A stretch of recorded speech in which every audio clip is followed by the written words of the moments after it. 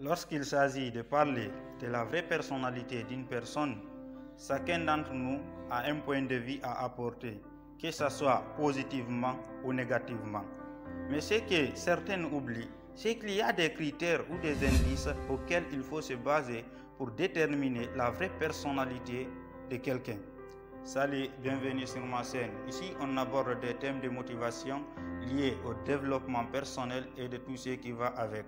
Aujourd'hui, on se retrouve pour une nouvelle vidéo dans laquelle je vais vous partager 3 indices pour connaître la vraie personnalité d'une personne. Le premier indice, c'est la fréquentation. Par la fréquentation, vous pouvez déterminer quelle est la vraie personnalité de quelqu'un de manière très simple. Prenons par exemple le cas d'Abou, une histoire de couple qui s'est déroulée en France.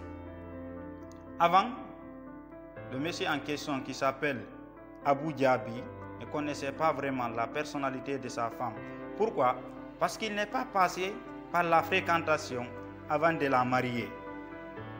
Mais suite au mariage et la fréquentation qu'il a pu avoir avec elle, il a fini par déterminer quelle est la vraie personnalité de sa femme. Le deuxième indice, c'est une question d'argent. Et là, quand on parle d'argent, il y a 2 catégories de personnes qu'il faut souligner. Il y a les personnes de mauvaise foi et les personnes de bonne foi. Et cet indice s'intéresse aux personnes de mauvaise foi qui, si il y a une question d'argent qui vous lie, vous passerez par tous les moyens, mais vous finirez peut-être par abandonner ou l'intervention même de certaines personnes pour vous en sortir. Le troisième indice, c'est lorsqu'une personne traverse une période de joie ou de tristesse. À ces moments, vous pouvez aussi étudier la personne de façon très simple. Il suffit juste de l'observer quand elle est contente ou quand elle traverse une période de tristesse. À travers ses faits et gestes, vous pouvez déterminer aussi sa vraie personnalité.